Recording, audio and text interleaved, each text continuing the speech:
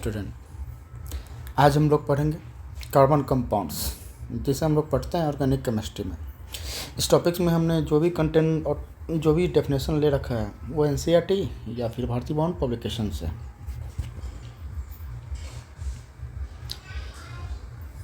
इस चैप्टर को शुरू करने से पहले सभी स्टूडेंट को ये सब चीज़ें आनी चाहिए: balance electron, unbalancy, chemical bonding and its types, electron dot structure, electronic configuration. इस चैप्टर को पढ़ने के लिए आपको बुक मैं प्रेफर करना चाहूँगा एनसीईआरटी या कोई भी हेल्प बुक, ऐसे भारतीय बाउंड पब्लिकेशन और भी कोई अदर आप ले सकते हैं। इस किताब में जो भी डेफिनेशन है वो मैंने ले रखा है एनसीईआरटी से या फिर भारतीय बाउंड से। आपको यहाँ पे देखना है, पहले कार्बन का हम लोग इंट्रोडक्शन देखेंगे।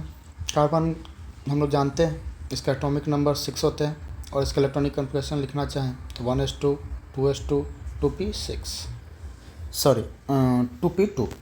हम लोग देख रहे हैं इसके outer most sales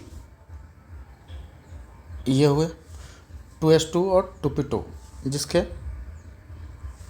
outer most shell में इलेक्ट्रॉन कितने हुए? 4 हुए। अब हम लोग देखेंगे कि uses of carbon in our life, carbon का हमारे दैनिक जीवन में क्या क्या इस्तेमाल है। जैसा कि आप पढ़ भी सकते हैं, a large number of thing that we used in daily life are made up of carbon compound. जैसे एग्जांपल में है various food material such as protein, carbohydrate, fats, fruits, medicine, detergent etc are made up of carbon atoms. इसके अलावा भी हम लोग अपने दैनिक जीवन में सुबह से लेकर हमारे सोने तक या अन्य कोई भी कामों में हम लोग कार्बन या कार्बन के कंपाउंड से घिरे हुए हैं। जैसे सुबह में हम लोग टूथपेस्ट यूज करते हैं, कार्बन के कंपाउंड से, मेडिसिन लेते हैं कार्बन के कंपाउंड से, यहाँ तक आप पेन से भी लिख रहे हैं वो इंक भी क्या है? कार्बन कंपाउंड से। तो हम लोग देखते हैं कि कार्बन कंपाउंड्स का जो हमारे दैनिक जीवन में बहुत ही बृहत इस्तेमाल होता है।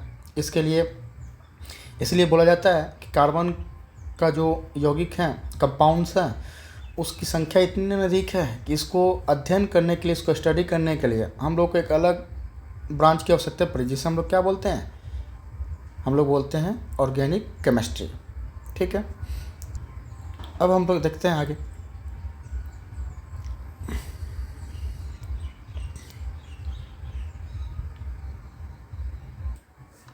जैसा कि हमने ऊपर में ही भी लिखा है, कार्बन का जो इलेक्ट्रॉनिक कॉन्फ़िगरेशन होते हैं 1s2 2s2 और 2p2 होते हैं। इस तरह हम लोग देखते हैं कि उसके आउटर मोस्ट सेल में 4 वैलेंस इलेक्ट्रॉन है, इसलिए उसे 4 इलेक्ट्रॉन और चाहिए अपने ऑक्टेट को पूरा करने के लिए। इस प्रकार हम लोग पाते हैं कि कार्बन के जो वैलेंसी है वो 4 है। अब हम लोग जानते हैं ऑर्गेनिक केमिस्ट्री क्या है। तो the chemistry of carbon compound is called organic chemistry. यहाँ पे हम लोग ऑर्गेनिक केमिस्ट्री में सिर्फ कार्बन और उसके कंपाउंड्स का ही स्टडी करेंगे और किसी भी की नहीं, इसलिए इसे हम लोग क्या बोलते हैं? Organic chemistry. अब देखिए, अब ऐसा क्यों ज़रूरत पड़ी कि हम लोगों को ब्रांच एक नया बनाना पड़ा केमिस्ट्री का। जैसे में ये क्वेश्चन है, why we required a new branch of chemistry that is organic chemistry. As we know carbon make covalent bonds. जैसा कि आप लोग जानते हैं कि कार्बन जो है, कार्बन कोवैलेंट बॉन्ड बनाते हैं। इस प्रॉपर्टी के कारण कार्बन के कंपाउंड जो हैं वो लगभग हाफ ए मिलियन है।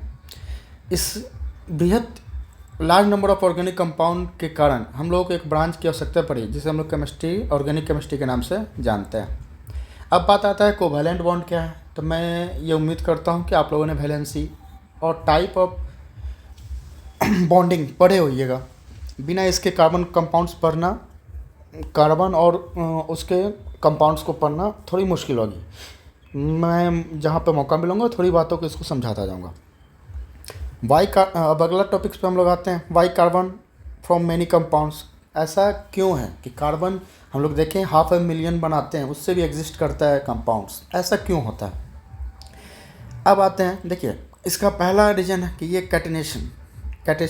कैटिनेशन मीन्स कहता है क्या है? तो carbon atoms has a unique ability to combine due to is outermost shell has 4 electrons, है ना। ये कार्बन की ये एबिलिटी है कि वो क्या करता है, ना इलेक्ट्रॉन को देता है ना लेता है, वो इलेक्ट्रॉन को साझेदारियाँ करती हैं, कंबाइन करते हैं, है ना। जो एक या दूसरे कार्बन से मिलकर एक चेन का निर्माण करते हैं।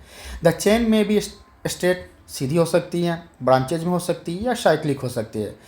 इस कारण कार्बन के जो एलिमेंट्स है वो बहुत अधिक होते हैं। अब आते हैं दूसरा पॉइंट है हम लोग का है टेट्रावैलेंसी। जैसे अभी भी हम लोगों ने जस्ट अभी अब हम लोगों ने ऊपर देखा भी है कि कार्बन के आउटरमोस्ट शेल में 4 इलेक्ट्रॉन है। इसी के कारण कार्बन क्या करना पसंद करता है, तो कार्बन को सजारिया पसंद है।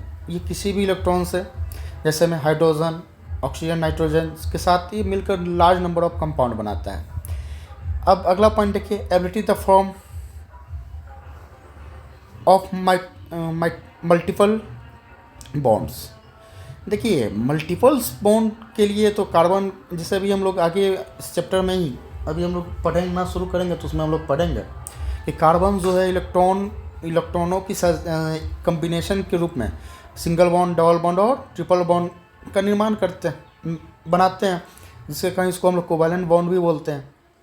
इसी एबिलिटी के कारण इसके जो कंपाउंड्स हैं वो बहुत सारे हैं।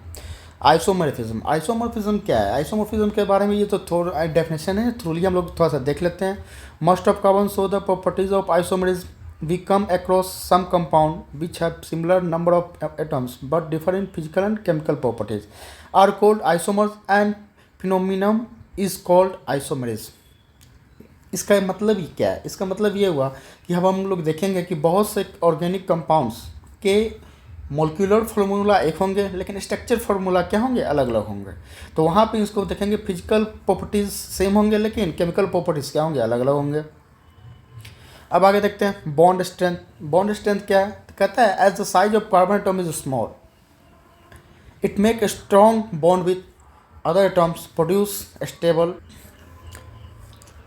Stable compounds. ऐसा कार्बन के जो है ना वो बॉन्ड बहुत ही छोटे होते हैं, जिसके कारण इसके जो कंपाउंड्स होते हैं बहुत स्टेबल होते हैं।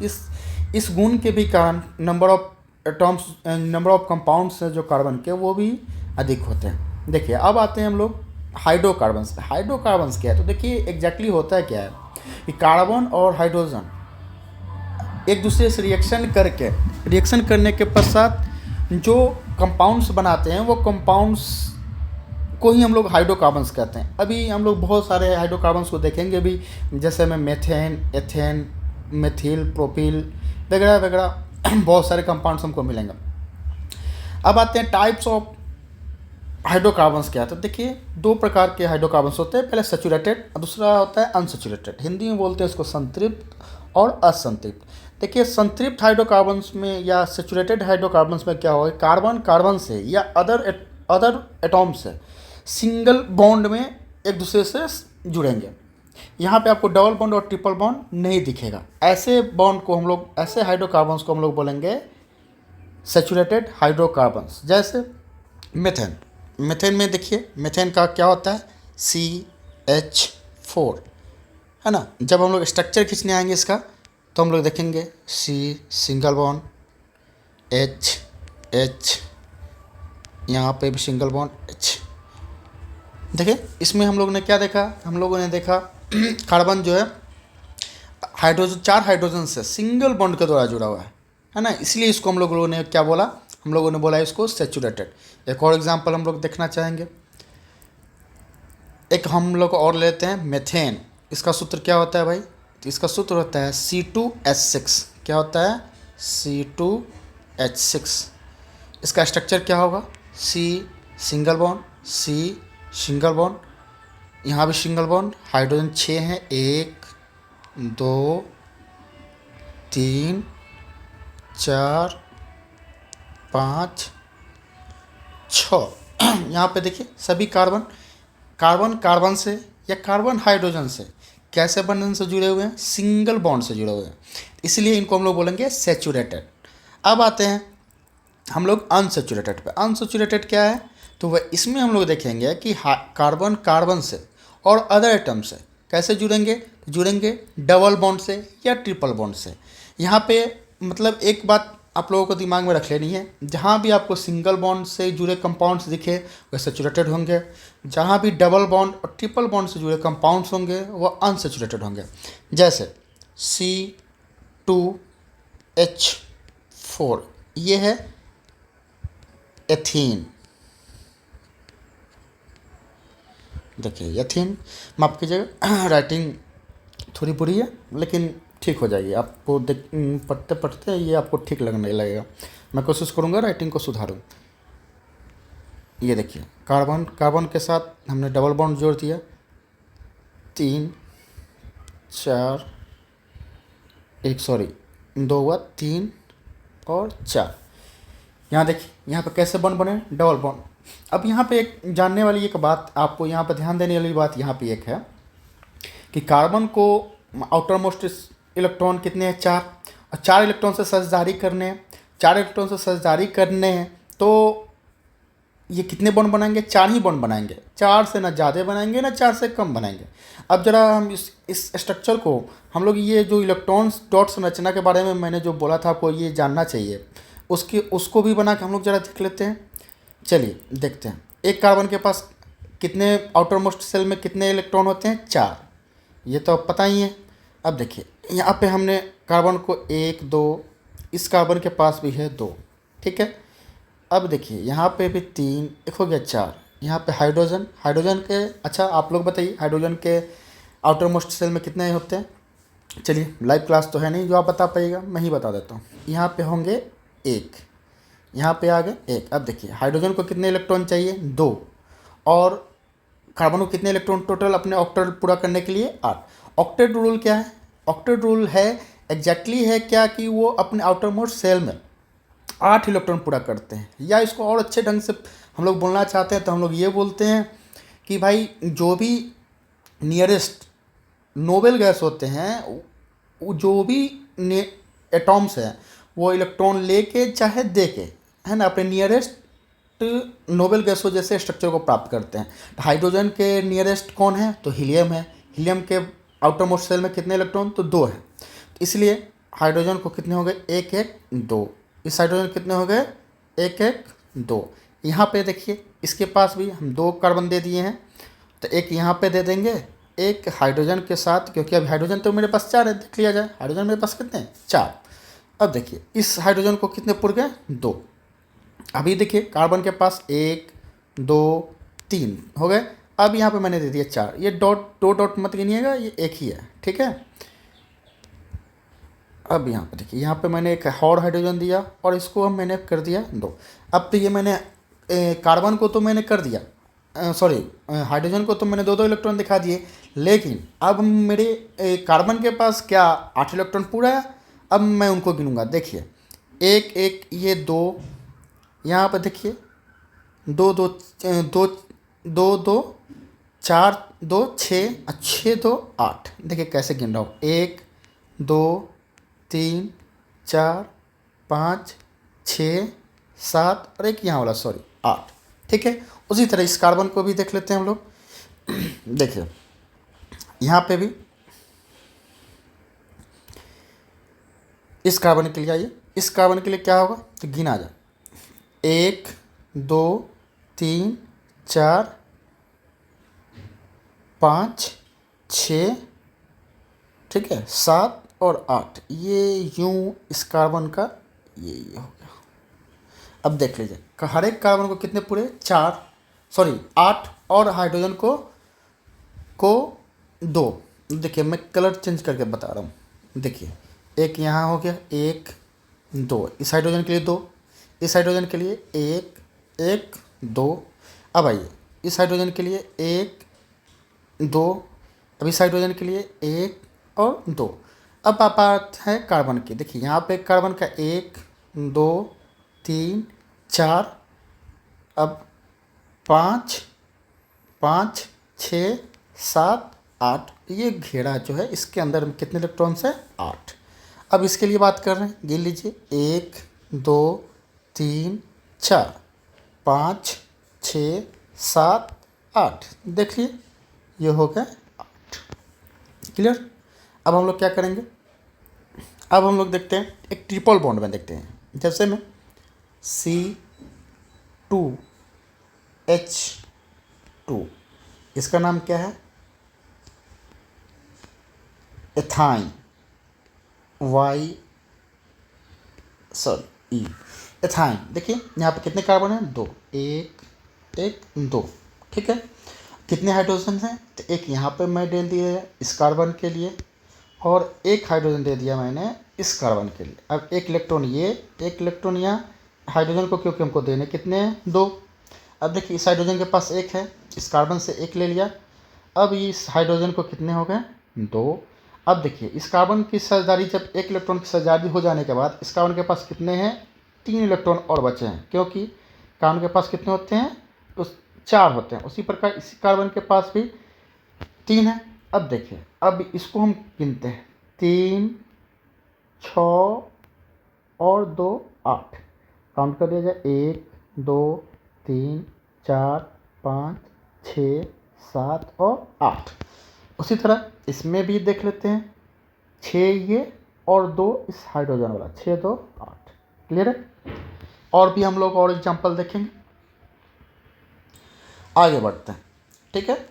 अब आते हैं इस मेंबर में, पहला मेंबर आ जाता है एल्केन। देखिए इसमें सुफिक्स, इसका सुफिक्स है एन, एनी।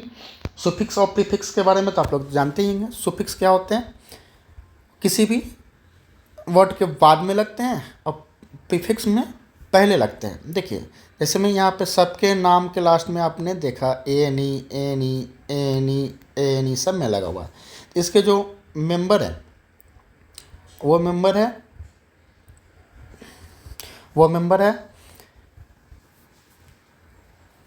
पहला मेंबर है मेथेन, दूसरा है एथेन, तीसरा है प्रोपेन, 4 पे है butane, pentane, hexane, heptane, octane, नोनेन और डेकेन। इसका जो मोलिकुलर, इसका जो फार्मूला होता है इस कंपाउंड को, तो यहाँ पे देख ले आप लोग, CnH2n+2, where n equal to number of carbon and hydrogen atoms, sorry यहाँ पे छूटा हुआ है, number of carbon and hydrogen atoms. अब बात करते हैं हम लोग पहला मेंबर में, हम लोग फार्मूला डाल दिए CnH2n, सॉरी यहाँ फार्मूला भी गलत है, CnH2n CnH2n+2, ठीक है। तो हम लोग फर्स्ट मेंबर के लिए आ रहे हैं, तो कार्बन के एन के लिए 1 डाल देंगे, क्योंकि मेथेन 1 पे होता है। देख लीजिए यहाँ पे मेथेन कितने पे, 1 पे, H2 इंटू 1+2, ठीक। अब क्या है, इसका फाइनल क्या बन के आ गया, C1H4। तो हम लोग 1 नहीं लिखते हैं, तो हम लोग इसका फॉर्मूला क्या लिखेंगे, CH4। यहाँ पे हम लोग को क्या निकल के आ गया, CH4। अब देखिए अब आता है स्ट्रक्चर फार्मूला। स्ट्रक्चर फार्मूला में हम लोग क्या करेंगे, स्ट्रक्चर फार्मूला में हम लोग करेंगे क्या, स्ट्रक्चर फार्मूला में हम लोग यही करेंगे कि जितने भी कार्बन हैं और या कार्बन के से और जो एटम जुड़ेंगे, जैसे यहाँ पर हाइड्रोजन जुड़ेंगे, तो हम लोग कार्बन को मैक्सिमम कितने बॉन्ड देंगे, 4 बॉन्ड देंगे। जो भी हम लोग को हाइड्रोजन देगा, क्योंकि ये तो हाइड्रोकार्बन से या तो हाइड्रोजन होंगे, नहीं तो कार्बन होंगे, दूसरे एलिमेंट्स तो आने के सवाल क्वेश्चन ही नहीं एराइज होता है। तो हम लोग पहला करते हैं, यहाँ पे मेथेन को लाते हैं, मेथेन का स्ट्रक्चर बनाते हैं। कैसे बनेगा, तो देखिए कार्बन मेरे पास कितने हैं, तो कार्बन है यहाँ पे 1, ठीक है, मैंने 1 कार्बन दे दिया। कितने हाइड्रोजन है, 4, देखिए 4 देने जा रहे हैं, 1 2 3 और 4, क्लियर है। अब देखिए अब हम लोग को करना क्या होता है कि हम लोग को हाइड्रोजन बोल रहे हैं, कार्बन को 4 बॉन्ड पुराने होते हैं और हाइड्रोजन को 1 बॉन्ड। यहाँ देखिए 1 बॉन्ड यहाँ दे दिए हाइड्रोजन के लिए, 1 बॉन्ड यहाँ दे दिए ये हाइड्रोजन के लिए, 1 बॉन्ड यहाँ पर दे दिए हाइड्रोजन के लिए, 1 बॉन्ड यहाँ दे दिए हाइड्रोजन के लिए। अब कार्बन के लिए कितने बॉन्ड हुए तो गिन लीजिए, 1 2 3 और 4, ठीक है। तो 4 कार्बन के लिए है, तो ये स्ट्रक्चर हो गया किसका, मेथेन का। मैं इसलिए यहाँ पे सभी में मैं चाहता था फार्मूला लिख देता और ये स्ट्रक्चर फार्मूला सबका बना देता, लेकिन इससे ये होगा कि ये तो मैं बना दूंगा, आप लोग के लिए होमवर्क होगा नहीं। आप लोगों को मैं यहाँ पे 2 3 ही करूँगा, बाकी 10 का, और आपको याद कर लेना है। 1 पे मेथेन होते हैं, 2 पे क्या होते हैं, तो सॉरी 1 पे मेथेन होते हैं, 2 पे एथेन, 3 पे प्रोपेन, 4 पे ब्यूटेन, 5 पे पेंटेन, 6 पे हेक्सेन, 7 पे हेप्टेन, 8 पे ऑक्टेन, 9 पे नोनेन, 10 पे डेकेन। ठीक है, तो हम लोग पहला क्या कर लिए मेथेन के बारे में। अब आते हैं हम लोग दूसरा क्या है फॉर्मूला हम लोग का फिर देखेंगे। CnH2n+2। चलिए मेथेन एथेन आते हैं कितने पे, 2 पे, तो एन के जगह पर क्या पुट करना हमको, 2 CH2 इंटू फिर एन है, एन के जगह पर कितना 2 प्लस यहाँ पे लिखेंगे 2। अब फाइनल कर रहे हैं C2 कितने हो जाएंगे, 2 इंटू 2 4 प्लस 2 6 हो गए। H कितने हो गए यहाँ पे 6। क्लियर। अब हम लोग इसका ये मोलिक्यूलर फार्मूला आ गया मेरा, यहाँ पे हम मोलिक्यूलर फार्मूला को इंटी दे देंगे। अब हम लोग क्या लिखेंगे, अब हम लोग इसका करेंगे स्ट्रक्चर बनाएंगे। स्ट्रक्चर बनाने के लिए हमारे पास पहले ये लिख देते हैं। हमारे पास मेथेन ये क्या आया C2H6। ठीक है, अब हम लोग को कार्बन कितने हैं 2, हम लोग 2 कार्बन ले लिए। ठीक, हाइड्रोजन कितने हैं 6, तो पहले देखिए हम लोग 6 सबको डिस्ट्रीब्यूट करते हैं बराबर, 1 2 3, सॉरी रुक जाइए ये गड़बड़ हो रहा है, फिर से देखा जाए। कार्बन कितने रखने हैं हमको 2 रखने हैं, तो हम 2 रख देते हैं। हाइड्रोजन कितने रखने हैं, देखिए अब आप लोग ये क्वेश्चन राइज कर सकते हैं कि हम लोग कहाँ पे रखें, तो ऐसा कुछ करना नहीं है आपको, बनाते बनाते ये बातें बहुत अच्छी तरह समझ में आने लगी कि हाइड्रोजन हमको हम लोग कहाँ पुट करना है। अभी मेरे पास 6 हैं, मैं 6 रखने जा रहा हूँ। देखिए 1 2 3 4 5 और 6। ठीक है, अब कार्बन, लेकिन कार्बन को तुमको 4 बॉन्ड देने हैं। यहाँ देखते हैं सभी कार्बन को 4 बॉन्ड पूरे हैं कि नहीं, तो देखिए 1 2 3 एक ये हो जाएंगे 4। ठीक, इस कार्बन के लिए, दूसरे कार्बन के लिए 1 2 3, ये इसका भी तो साझेदारी है, इसमें भी काउंट होगा 4। क्लियर।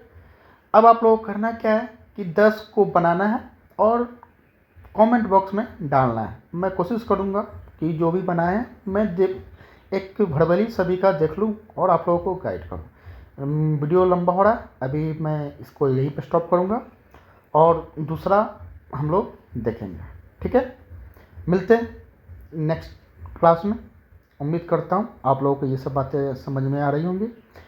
मैं अगला टॉपिक्स लेके फिर से आऊँगा।